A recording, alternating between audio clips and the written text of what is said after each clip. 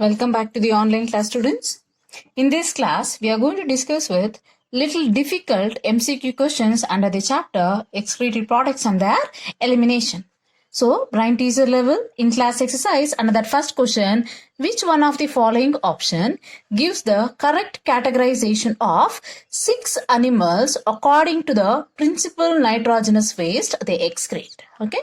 So, the first option, so we have 3 columns: ammonotelic, urotelic, uricotelic, and that first one, Clarias, Cutla.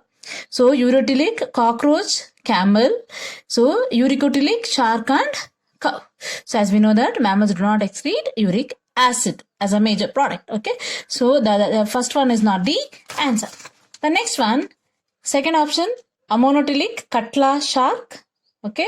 So second that is under urotelic, Clarias, camel. Third one, cockroach and crow. Okay. The third option is Clarias and Cutla. As a freshwater forms, they excrete ammonia. So shark and camel as a mammal excrete urea. Shark, cartilaginous fishes excrete urea.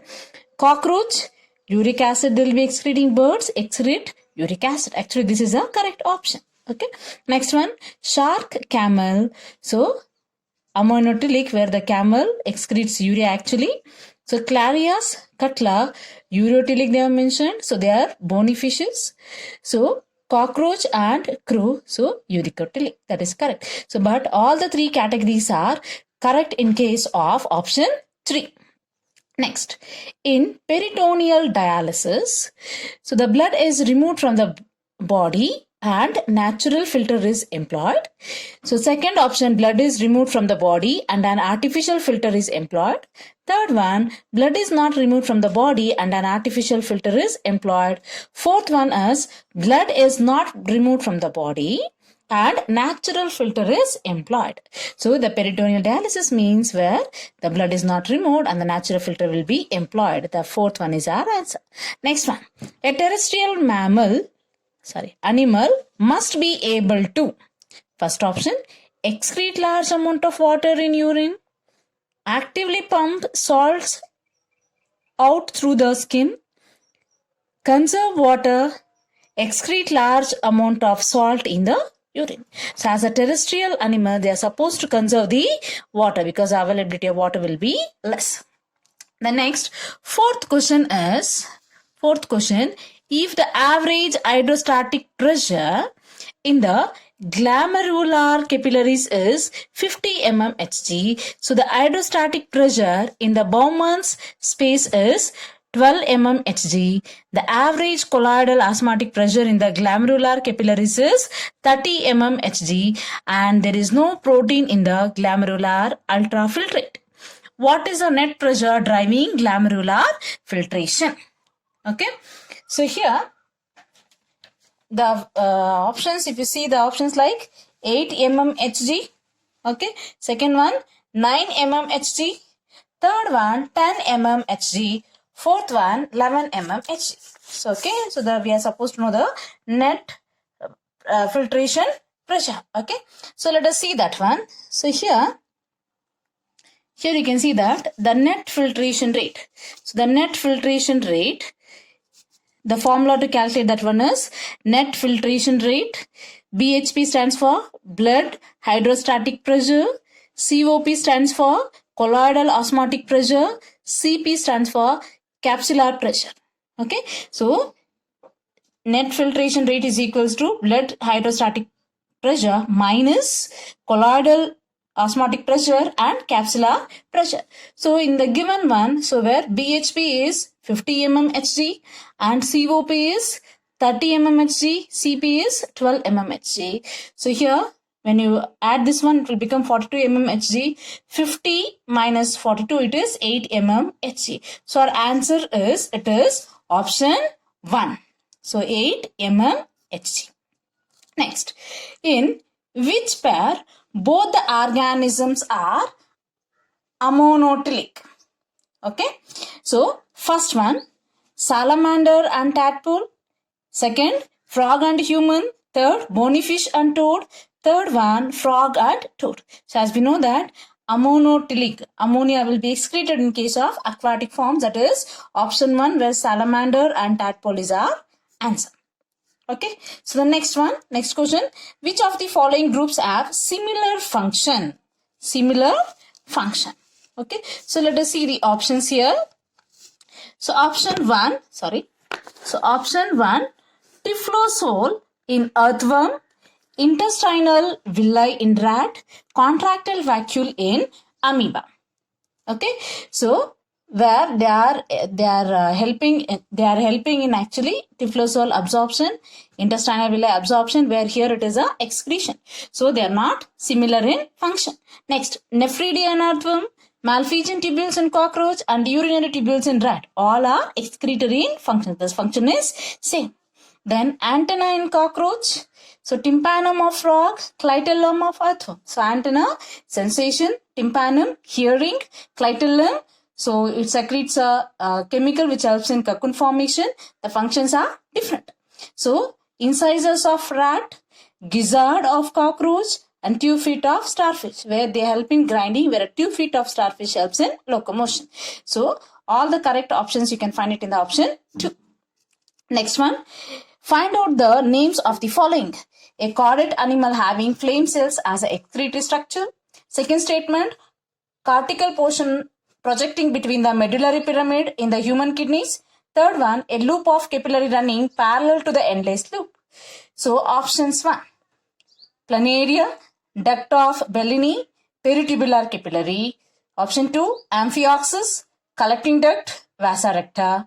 Option 3, lancelet, columns of Bertini, vasa recta. Option 4, amphioxus, columns of Bertini, and peritubular capillary. Actually, the chordate which is having the flame cells as an excretory structure is, so either it may be amphioxus, another name for amphioxus is lancelet. Then cortical portion between the medullary pyramids is, that is columns of Bertini. Then option 3, the loop of capillary running parallel to the endless loop is vasa recta. So our option 3 is our answer. Then the principal event of urination are given below in unordered manner. Okay, stretched receptors on the walls of urinary bladder send signal to the CNS. Second statement, the bladder fills with urine and becomes distended. Option 3, micturition. So option 4, central nervous system passes on motor message to initiate the contraction of smooth muscles of the bladder and simultaneously relaxation of urethral sphincter. Okay, so here first one is the bladder fills with the urine and becomes distended.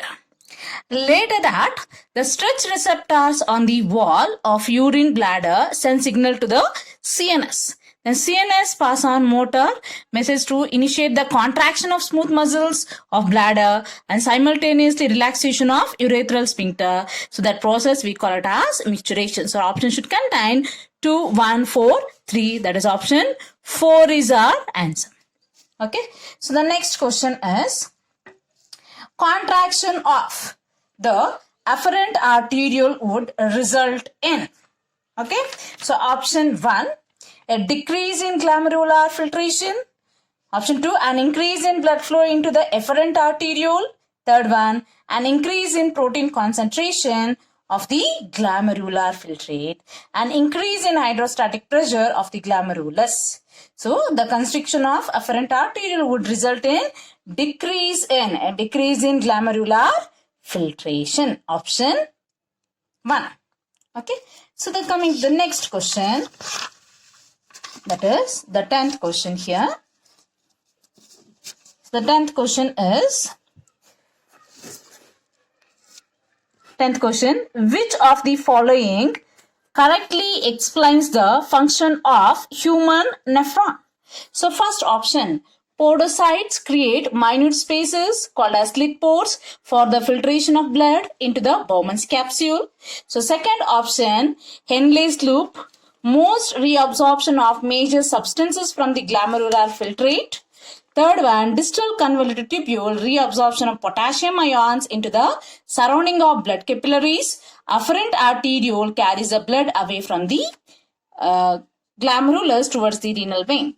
Actually here it is not the afferent, it is the efferent arteriole in the distal convoluted tubule. So the conditional reabsorption of sodium ions and water takes place. In the Henle's loop, not most of the reabsorption, it takes place in the PCT actually. So the correct option is podocytes create minute spaces called as slit pores, which helps in the filtration.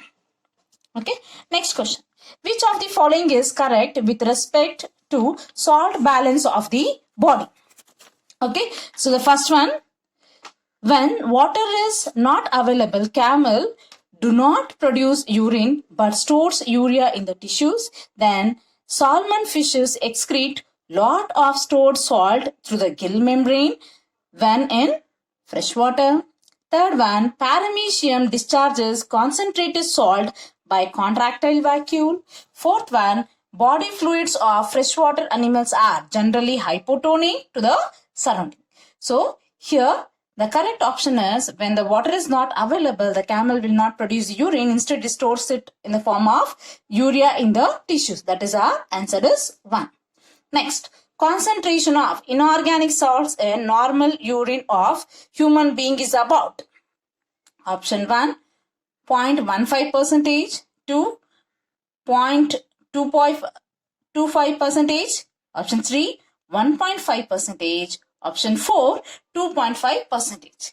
Actually, so here it will be around 2. So that is the answer which is near to the 2 percentage is option 3, 1.5 percentage. Then go through the following statement. Okay. First one, least concentration of urea is present in renal vein. Second statement, the highest concentration of urea is found in hepatic vein. Third one, vasa recta is well developed in cortical nephrons. Fourth one, urethra is not the part of kidney. Fifth one, liver is a site of urine formation. How many of the above statements are correct? So how many statements are correct here? We are supposed to mention that. Okay. So that is actually options if you see. Option 1, 2, option 2, 3, option 3, 0, option 4. So it is 5. So here our answer is, it is option 2, 3 statements. Which are the 3 statements means? The least concentration of urea is found in renal vein. That is correct. The highest concentration of urea is found in hepatic vein. Yes. Then the next statement which is correct is urethra is not the part of the kidney. So 3 statements are correct. Option 2 is our answer. Next one. Next question is, a man makes large amount of a man takes large amount of protein. He is likely to excrete great amount of urea, uric acid, sugar, none of these. So here, a man consumes large amount of proteins means, so the excreted product in human it is urea. It comes out in the form of urea. Okay. So the next question. So the next question is, glomerular filtration rate would be increased by. If you see the options. Okay. So the options are like this. So the first option is constriction of the afferent arteriole. Second option, a decrease in the afferent arteriole pressure. Third one, contraction of the mesoglial cells. Fourth one, a decrease in the concentration of the plasma protein. Okay. So our answer is, it is fourth. So a decrease in the concentration of plasma proteins, so will be increasing the glomerular filtration rate. So answer is fourth one. Next, net filtration pressure is determined by glomerular hydrostatic pressure, colloidal osmostatic pressure of the blood, capsular hydrostatic pressure, all of the above. The answer is all of the above. So already we have seen this one. Next, which of the following statement are true? First one, urine is hypertonic in distal convoluted tubule. Okay. Next, when the urine passes into the collecting tubule, it becomes hypotonic. Then urine is isotonic in the proximal convoluted tubule.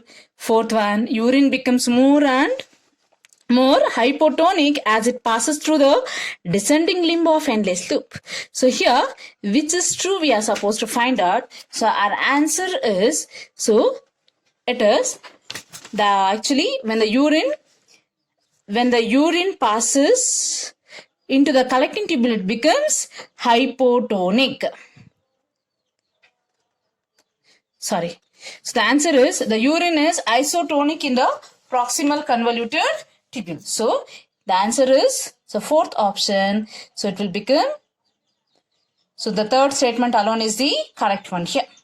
Next, which factor helps in maintaining an increased osmolarity towards the inner medullary interstitium? Countercurrent pattern in vasa recta, countercurrent pattern in Henle's loop, proximity between the Henle's loop and the vasa recta. So as we know that, so the concentrated urine is formed with the help of the countercurrent mechanism due to the Henle's loop and vasa recta. Okay, so the answer is all these, that is 1, 2 and 3, option 1. In a healthy man, glucose is not found in urine. Which one of the following statement justifies this? The filtration membrane is permeable to urea but impermeable to glucose. The glucose is neither filtered nor secreted into the renal tubule. Next option, glucose is completely reabsorbed into the blood from the proximal convoluted tubule. The fourth one, tubular cells utilize glucose to generate ATP required for active transportation. So as we know that, so glucose is completely reabsorbed from where? PCT. So the answer is third option. Okay. So the next question. Is Malpighian body or renal corpuscle is glomerulus along with collecting duct, glomerulus minus collecting duct. Okay, so next option, that is glomerulus. Next option is glomerulus and loop of Henle's. The fourth option, glomerulus along with the Bowman's capsule. As we know that, so the Malpighian corpuscle or renal corpuscle is nothing but what? Glomerulus along with Bowman's capsule, option 4. The next, find the correct answer about the glomerular filtrate. First one, formed continuously throughout the ultrafiltration of blood. Second statement, lipid-free fluid collects in the lumen of Bowman's capsule. Third one, protein-free fluid collects in the lumen of Bowman's capsule. Fourth one, formed by process of selective reabsorption. So here the options are, first option 1, 2 and 3 is correct. Second option 1 and 2 correct. Third option 2 and 4 correct. Fourth option 1 and 3 is correct. Okay. So our answer here is, so it is formed continuously through the glomerular filtration is formed continuously through ultrafiltration, and so they are free from proteins. So hence our answer will be 1 and 3 is correct, option 4. Next one. If Henle's loop were absent from mammalian nephron, which of the following is to be expected? Option 1, the urine will be more concentrated. Option 2, there will be no urine formation. Option 3, no change. Option 4, the urine will be more dilute. So as we know that Henle's loop is responsible for concentrated urine. If it is not there, more dilute urine will be formed. Next, in human beings, the blood passing through which of the following blood vessel has maximum concentration of urea? Okay, urea formation takes place where? In the liver. So the option, hepatic portal vein. Second, renal artery. Third, renal vein. Fourth, hepatic vein. So that is, so it is in the hepatic vein. You can see the more concentration of urea. Option 4. Which of the following process creates high osmotic pressure in uriniferous tubule? Okay. Statement 1. Active secretion of sodium into the efferent arteriole followed by chlorine secretion. Option 2. Active sodium ions absorption followed by chloride absorption. Option 3, active secretion of chlorides and absorption of sodium ions into the efferent arteriole. Fourth one, active chloride ions absorption followed by absorption of sodium through renal vein compared to renal arteries. So the answer is, it is option 2, where the active sodium ion absorption followed by chloride ion absorption. Okay, so which creates high osmotic pressure inside the nephron. Okay, next, number of nephrons of kidney is equal to, option 1, sum of Bowman's capsule and glomeruli, sum of Bowman's capsule and Malpighian corpuscle. Third, double number of Bowman's capsule. Option 4, number of Bowman's capsule. So it is the number of Bowman's capsule will be equal to number of nephron. The answer 4. Next, highest number of microvilli are found in DCT, PCT, loop of Henle and collecting duct. So you can see that one in case of collecting duct where the reabsorption takes place. Okay, the answer 4. Okay, next question. Next question is, which of the following statements are correct with respect to the kidney function regulation?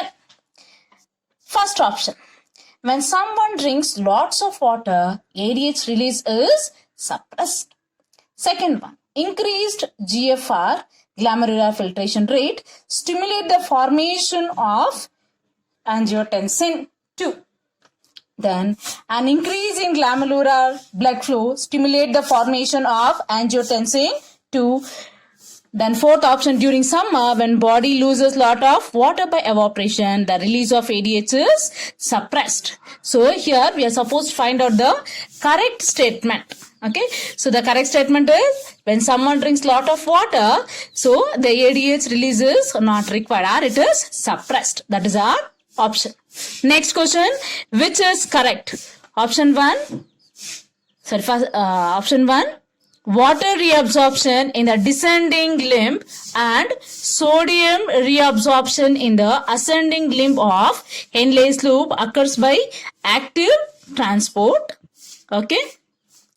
Next, sodium reabsorption only in the ascending limb of loop and collecting duct are regulated by aldosterone. Then, water reabsorption is facultative in DCT and collecting duct. That is, conditional reabsorption takes place. Yes. Then, water reabsorption is obligation in descending limb of loop and collecting duct. So actually the answer is third one, where the conditional reabsorption of water and ions takes place in the DCT and collecting duct. Then the part through which arteries and veins enter or leave the kidney is called hilus, renal papilla, major calyx, minor calyces. So as we know that it is hilus. So where you can see the depression, that is called as hilus. Okay. Next question. Which of the following sequence is correct? First one, ADH, constriction effect on blood vessel, because of which blood pressure increases. Glomerular blood pressure, that is glomerular blood flow is more. So glomerular filtration rate also will be increases. So yes, that is correct. Next one, an increase in the body fluid volume. Switch off the osmoreceptor, suppresses the ADH release. Yes, that is also correct. Next, angiotensinogen then activates angiotensin 1. Then it is converted into angiotensin 2. Then it acts on adrenal cortex. So later aldosterone will be released. Yes, that is also correct. The fourth option is all. So our answer is all are correct. The next question, indicate whether the following statements are true or false. So the first one is, micturition is carried out by reflex. Yes. The next one is, ADH helps in water elimination, making the urine hypotonic. Third one, Protein-free fluid is filtered from the blood plasma into the Bowman's capsule. Henle's loop plays an important role in the concentrating the urine. Okay, so actually, so the first option, micturition is carried out by reflex, is true. So then the protein-free fluid is formed. That is also true. Henle's loop plays an important role in concentrating urine. Then ADH helps in elimination of water. Actually, it is reabsorption of water. That is false. So our option should be true, false, true, true. The next one, the next option. So the next option also we have, that is glucose is actively reabsorbed in the PCT. That is also true. So our answer should be, it should be true, false, true, true, true. So that is option. So the second is our answer. So option 2, where it has the correct answer. Next one, read the following statements and find out the incorrect statement. Incorrect statement. In fish, kidneys plays a very significant role in the removal of ammonia. Okay, so in the fishes we have both the type, so cartilaginous and bony. Here they are not mentioned. Then terrestrial adaptation necessitated the production of more toxic nitrogenous waste like urea and uric acid for conservation of water, which is the more toxic is actually ammonia. Okay, the next, some amount of urea may be retained in the kidney matrix of some of the ureotylic animals to maintain the desired osmolarity. Then fourth option, ureotylic animals excrete nitrogenous waste as uric acid in the form of pellets or paste with the minimum loss of water. Yes, that is correct. So here the incorrect is, so the incorrect are, so the incorrect will be, so the statement 1 and 2 as we have discussed. So that is option 1 is our answer. Then we can produce a concentrated or dilute urine. This is facilitated by a special mechanism. Identify the mechanism. Okay, first option, so reabsorption from collecting duct. Okay, second one, reabsorption from the PCT. Third one, countercurrent mechanism in Henle's loop or vasorector. Then reabsorption or secretion in DCT. So the concentrated urine is formed by, so the countercurrent mechanism with Henle's loop and vasorector. Third one is our answer. Then kidneys are situated close to the dorsal inner wall of the abdominal cavity between the option 1, 5th thoracic and 3rd lumbar vertebra. Second one, T12, that is 12th thoracic and 3rd lumbar vertebra. Third one, last thoracic and 3rd sacral vertebra. Fourth one, 2nd and 3rd. So our answer is, it is last thoracic and 3rd lumbar vertebra, that is 2nd one. Then next, the cells of the distal convoluted tubule, option 1, reabsorb water, 50% of the water filtered by the glomeruli. Second one, secrete hydrogen ions into the tubular lumen. Third one, secrete ammonia. Fourth statement, reabsorption of sodium in the exchange of potassium ions. Which of the following statements are false for the cells of distal convoluted tubule? Okay, so which is the false here? So that is, which is false here we have to identify. That is, the options are option 1, only first statement. Option 2, both second and first and second. Third one, only third. Fourth one, both third and fourth. So which is a wrong statement here actually. So the reabsorption of water majorly takes place in PCT. They have mentioned it as DCT. That is, first statement alone is wrong. Okay. Next, which of the following is not normal response to increased blood osmolarity in humans? First one, production of more dilute urine. Second one, increased permeability of water, permeability of the collecting duct to water. Third one, increased thirst. Fourth one, release of ADH by pituitary gland. Okay, which is not normal responses. The production of more dilute urine is not the correct response. Okay, next one is 37. So how does ADH and RAS, that is RAS is nothing but renin, angiotensin, aldosterone system, work together in maintaining the osmoregularity homeostasis? First option is ADH monitors appropriate osmomolarity by reabsorption of water, and RAS maintains the osmomolarity it's by stimulating sodium ion reabsorption. Actually, that is a function of the RAS. Next one, ADH increases osmomolarity of the blood. RAS regulates the blood volume. So third option, both stimulate the adrenal gland to secrete the aldosterone, which increases both blood volume and pressure. Fourth one, ADH and RAS work antagonistically, that is in the opposite manner. ADH stimulates water reabsorption during dehydration, and RAS removal of water when it is in excess in the body.